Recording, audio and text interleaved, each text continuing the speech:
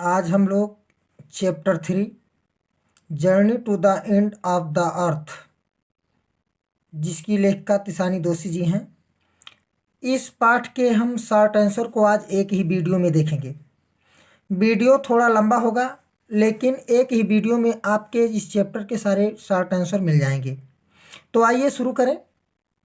पहला question, how did author reach Antarctica? मतलब लेखक या लेखिका अंटार्कटिका कैसे पहुंची? तो आपको इसका उत्तर बहुत आसान शब्दों में और बिल्कुल सही सटीक, author reached Antarctica by a Russian vessel Academic Sokalski. She started her journey from Madras and traveled over 100 hours using different modes of transportation such as ship, car and aeroplane। मतलब आथर रीच्ड अंटार्कटिका, लेखिका Antarctica पहुंची by a Russian vessel Academic Sokalski, मतलब एक रूसी जलयान Academic Sokalski के द्वारा। She started her journey from Madras, उन्होंने अपनी यात्रा को मद्रास से शुरू किया। एंड ट्रेवल्ड ओवर 100 आवर्स, और लगभग 100 घंटे की यात्रा की। Using different modes of transportation, विभिन्न प्रकार के यातायात के साधनों का प्रयोग करके। Such as ship, car and aeroplane, जैसे जलयान, कार और वायुयान। अब हम अगले क्वेश्चन पर चलेंगे। अगला क्वेश्चन हमारा कह रहा है, what was the wonder author realised reaching Antarctica? मतलब अंटार्कटिका पहुंचने पर लेखिका ने किस आश्चर्य का अनुभव किया, आश्चर्य को महसूस किया? तो देखते हैं। Reaching Antarctica, author wondered at the fact that Antarctica which is so cold now once was part of the same landmass in which India was also present. She also wondered its immensity and its isolation. तो reaching Antarctica पहुंचने पर author wandered, लेखिका को आश्चर्यचकित हुई। Eight the fact, इस सच्चाई पर, इस तथ्य पर। That Antarctica which is so cold now, जो अंटार्कटिका आज इतना ठंडा है। Once was part of the same land mass in which India was also present, कि अंटार्कटिका उसी ही भूखंड का एक हिस्सा था जिसमें भारत स्थित है। सी आल्सो वंडर्ड, और उन्हें इस बात पर भी आश्चर्य हुआ। It immensity and it's isolation, मतलब इसकी जो विशालता है और इसका जो अलगावपन है, कि जो अभी ये सारे संसार से अलग है। तो इस तरह आपका दूसरा क्वेश्चन पूरा हुआ। अगला क्वेश्चन देखते हैं। What was Gondwana? मतलब गोंडवाना क्या था? तो इसको हम लिखेंगे, गोंडवाना वाज ये giant amalgamated southern super continent which was existed in 650 million years ago. मतलब गोंडवाना ये एक विशाल विस्तृत दक्षिणी सुपर महाद्वीप था, श्रेष्ठ महाद्वीप था। Which was existed in 650 million years एगो, जो 650 मिलियन वर्ष पहले विद्यमान था। तो गोंडवाना क्या था? अब तो है नहीं। तो Gondwana was a joint amalgamated southern super continent which was existed in 650 million years ago. तो इस तरह से आपका ये क्वेश्चन भी कंप्लीट हो गया। अब हम चलते हैं अगले क्वेश्चन। तो हमारा अगला क्वेश्चन है, how is the present globe shaped which we know today? मतलब हमारा ये जो वर्तमान ग्लोब है, इसका आकार कैसा है? व्हिच वी नो टुडे, जिसको हम आज जानते हैं। तो देखिए, द प्रेजेंट ग्लोब मतलब पृथ्वी, ग्लोब शेप्ड रफली ये sphere, and it was forced to separate into the countries. मतलब द प्रेजेंट ग्लोब शेप्ड, जो मतलब वर्तमान पृथ्वी का आकार है, रफली विस्तृत है। ये स्फीयर ये एक वायुमंडल एंड इट वाज फोर्स्ड, और इसको बाध्य किया गया है टू सेपरेट इनटू कंट्रीज, और इसको देशों में फैलने के लिए विवश किया गया है। अगला क्वेश्चन है what can be the mind boggling thing about the history in a million years. मतलब what can be the mind boggling things, मतलब दिमाग को चकरा देने वाली चीज़ें कौन सी हैं, अबाउट द हिस्ट्री, इतिहास के बारे में, इन ए मिलियन ईयर्स, मतलब 1 मिलियन वर्ष में। तो on studying of Antarctica the fact India pushing northwards south after America drifting off join North America and many other boggling mind and produce many imaginations. तो on studying of Antarctica, Antarctica का अध्ययन करने पर, the fact, ये तथ्य कि that मतलब India pushing northwards, कि इंडिया उत्तर की ओर धकेल रहा है, साउथ आफ्टर अमेरिका मतलब अमेरिका के बाद, ड्रिफ्टिंग ऑफ धकेलते हुए, टू ज्वाइन नॉर्थ अमेरिका मतलब उत्तरी अमेरिका से जुड़ जाने के लिए, and many other boggling and many others Bogle the mind and produce many imagination, और कई अन्य चीज़ें हैं जो दिमाग को चकरा देती हैं, एंड प्रोड्यूस मेनी इमेजिनेशंस, और बहुत सी कल्पनाओं को उत्पन्न करती हैं। तो इस तरह से आपका ये क्वेश्चन हुआ। अगला क्वेश्चन देखते हैं what is chilling prospect for the author, मतलब लेखक के लिए चिलिंग प्रॉस्पेक्ट क्या है। क्वेश्चन आप देख ही रहे होंगे, what is chilling prospect for the author. तो देखिए, द ऑथर तिसानी दोषी spent 2 weeks in a place where 90% of the Earth's total ice volume are stored is a chilling prospect। मतलब जो लेखिका है तिसानी दोषी, वह 2 सप्ताह व्यतीत की इन ये प्लेस, ऐसी जगह में जहाँ पर 90% पृथ्वी मतलब बर्फ के समूचे वॉल्यूम का, आयतन का, पूरे पृथ्वी का जहाँ पर बर्फ इकट्ठा है, आर स्टोर्ड मतलब जहाँ भंडार है, ये चिलिंग प्रॉस्पेक्ट, वही सबसे ठंडा प्रॉस्पेक्ट स्थान है। इस तरह से आपका छठा क्वेश्चन भी कंप्लीट हुआ। अगला क्वेश्चन देखते हैं। वीडियो थोड़ा लंबा हो जाएगा क्योंकि हमने सभी शॉर्ट आंसर को एक ही वीडियो में लिखने का प्रयास किया है। हाँ, चलिए देखते हैं अगले क्वेश्चन को। What does one feel in Antarctica, how did it captured visually. मतलब what does one feel in Antarctica, एक अंटार्कटिका में कोई क्या महसूस करता है, how did it captured visually, और ये किस तरह मतलब दृष्टिगत को कैप्चर करता है।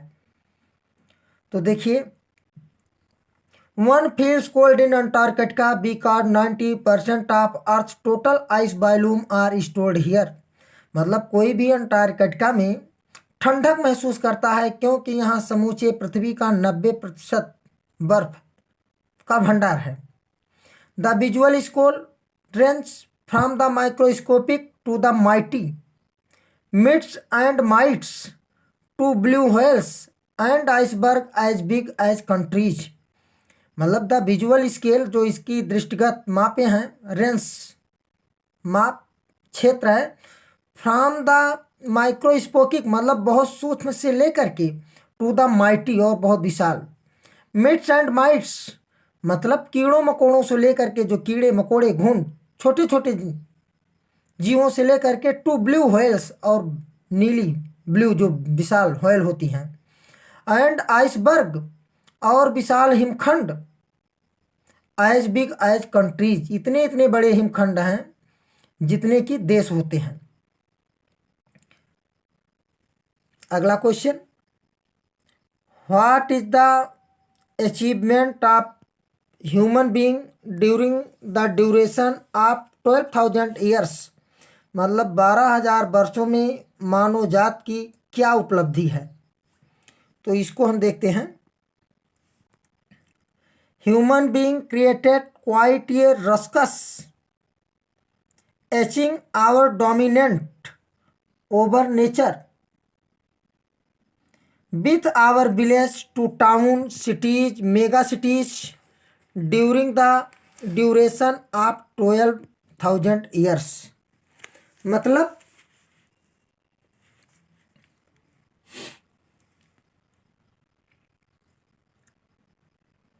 ह्यूमन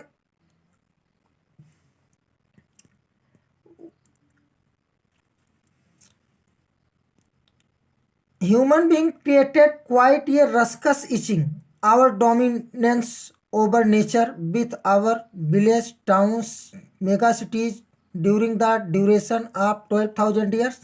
तो जो मानव प्राणी थे इन्होंने उत्पन्न कर लिया क्वाइट ए रस्कस, बिल्कुल हु हल्ला मचा लिया, ईचिंग आवर डोमिनेंस मतलब अपने प्रभुत्व को जमाने के लिए, ओवर नेचर प्रकृति पर, मतलब जो मानव जाति है इसने प्रकृति पर अपना प्रभुत्व जमाने के लिए बिल्कुल हु हल्ला बोल दिया। विथ आवर विलेज अपने गांव के साथ, टाउन्स शहरों, सिटीज मतलब टाउन्स कस्बों, सिटीज शहरों, मेगा सिटीज बड़े शहर, during the duration of 12,000 years मतलब 12,000 वर्षों के दौरान, मतलब 12,000 वर्षों के दौरान मानव ने प्रकृति के ऊपर अपना प्रभुत्व जमाने के लिए हु हल्ला बोल दिया। इस प्रकार आपका एक क्वेश्चन कंप्लीट हुआ। अगले क्वेश्चन को देखते हैं। अगला क्वेश्चन है how can be study and examine the earth past present and future, मतलब हम किस तरह से पृथ्वी के भूत, वर्तमान और भविष्य का निरीक्षण कर सकते हैं। How Antarctica plays a significant role in it, और अंटार्कटिका इसके लिए कैसी एक महत्वपूर्ण भूमिका निभाता है। तो इसका आंसर हम देख लेते हैं। Antarctica is a place to wonder to understand earth present past and future, मतलब Antarctica is a place to understand earth present past and future, मतलब अंटार्कटिका एक ऐसा स्थान है जो वर्तमान, भूत और भविष्य को समझने के लिए है, को हम समझ सकते हैं। Because it hold in its course 500,000 years old carbon records trapped in its layer of ice, क्योंकि इसकी परतों में मतलब 500,000 ईयर, आधा मिलियन वर्ष पहले पुरानी कार्बन रिकॉर्ड इसकी परतों में फंसी हुई है। So Antarctica plays a significant role in it, इसलिए इसमें अंटार्कटिका एक महत्वपूर्ण भूमिका निभाती है। मतलब अंटार्कटिका चूंकि वहाँ पर बर्फ की तहों के नीचे 500,000 ईयर ओल्ड मतलब 5 लाख वर्ष पहले कि पुराने कार्बन की तहें उसके नीचे जमी हुई हैं, फंसी हुई हैं, इसलिए अंटार्कटिका एक महत्वपूर्ण भूमिका निभाता है वर्तमान, भूत और भविष्य के अध्ययन करने के लिए। तो इस तरह से आपका 9 क्वेश्चन कंप्लीट हुआ। चलिए अगले क्वेश्चन को जल्दी से देखते हैं हम लोग। What was the students on ice programme, student on ice कौन सा प्रोग्राम था? तो देखते हैं ये क्या था, कार्यक्रम था। तो Student on Ice was a program which provided the students an opportunity to understand Antarctic continent and how global temperature can be big threat to human. तो Student on Ice was a program एक कार्यक्रम था which provided the student an opportunity जो विद्यार्थियों को एक अवसर प्रदान किया टू अंडरस्टैंड अंटार्कटिक, अंटार्कटिक को समझने के लिए, कॉन्टिनेंट मतलब अंटार्कटिक महाद्वीप को समझने के लिए, and how global temperature can be a big threat to human, और ये ग्लोबल टेम्परेचर मानव जात के लिए किस तरह खतरनाक हो सकता है, किस तरह एक धमकी है। अगला question, who was Geoff Green, what did he offer to the student. Geoff Green कौन था, उसने विद्यार्थियों को क्या प्रस्ताव दिया, तो देखते हैं। Geoff Green was the founder and executive director of Students on ice program. Geoff Green Student on ice program का संस्थापक और एक डायरेक्टर था। He offer to the students and opportunity to go Antarctic continent.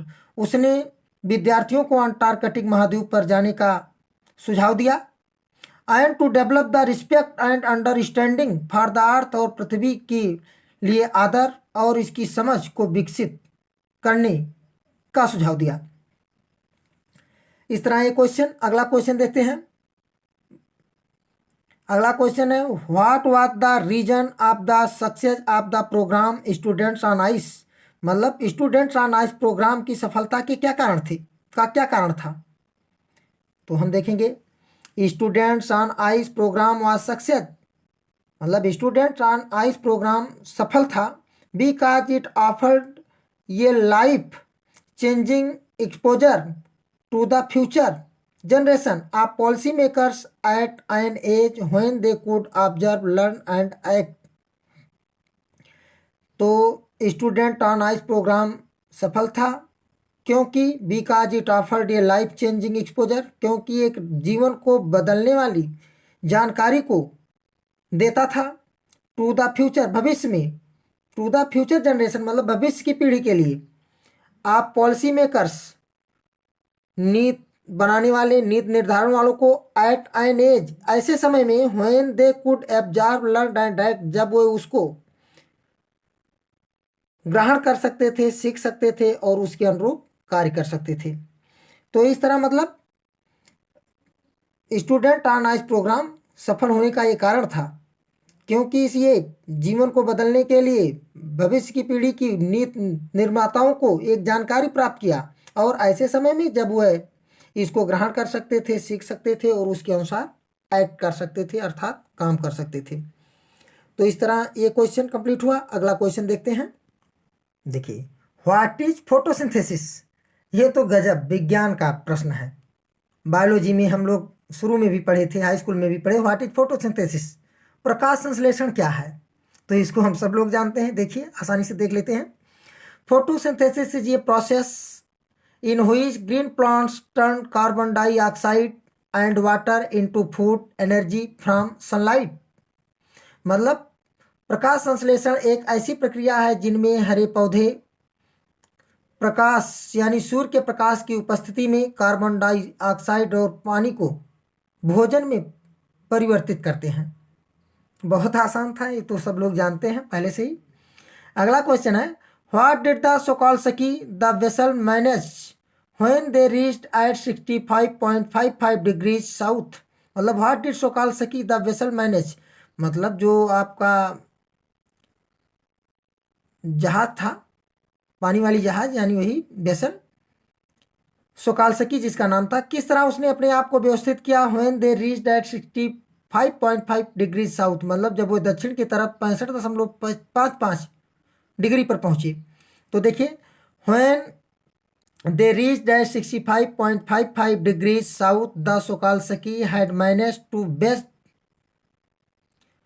herself into the thick white stretch of ice between the peninsula and Tadpole Island। मतलब जब वह 65.55 degree पर दक्षिण की ओर पहुंचे तो सोकाल्स्की ने स्वयं को व्यवस्थित किया इनटू ये thick white stretch of ice, मतलब ये घनी सफ़ेद बर्फ की परत पर, between the peninsula and Tadpole Island, मतलब पेनिसुला और टैडपोल आइसलैंड पर। लास्ट क्वेश्चन देखते हैं। How many members reached at Antarctica and what did they find there. मतलब कितने सदस्य अंटार्कटिका पर पहुंचे और वह वहां पर क्या पाए। तो देखिए 52 मेंबर्स रीच्ड एट अंटार्कटिका, मतलब 52 सदस्य अंटार्कटिका पर पहुंचे। एंड दे फाउंड ये metre thick ice pack and underneath that 180 metres of living breathing salt water. मतलब वह वहाँ पर 1 मीटर मोटी बर्फ की परत पाए, एंड अंडरनीथ, और इसके नीचे that 180 metres of living breathing salt water, मतलब इसके अंदर जीवित सांस लेता हुआ खारा पानी पाया। साल्ट वाटर, साल्ट मतलब नमक, वाटर मीन्स पानी, तो नमक वाला पानी मतलब होता है खारा। तो इस तरह से इसी वीडियो में आपके मतलब लगभग 15 क्वेश्चन थे, शॉर्ट आंसर, इसका मैंने उत्तर दे दिया, लिख दिया। आप लोगों से अब यही अनुरोध है कि अगर वीडियो आपके लिए हेल्पफुल हो तो आप लोग कृपया जो हमारे चैनल पर नए हों चैनल को सब्सक्राइब कर लें। और 25 दिसंबर के बाद से हम आप लोगों को एग्ज़ाम ओरिएंटेड क्वेश्चन देना शुरू करेंगे, जिसका शीर्षक होगा एग्ज़ाम एक्सप्रेस।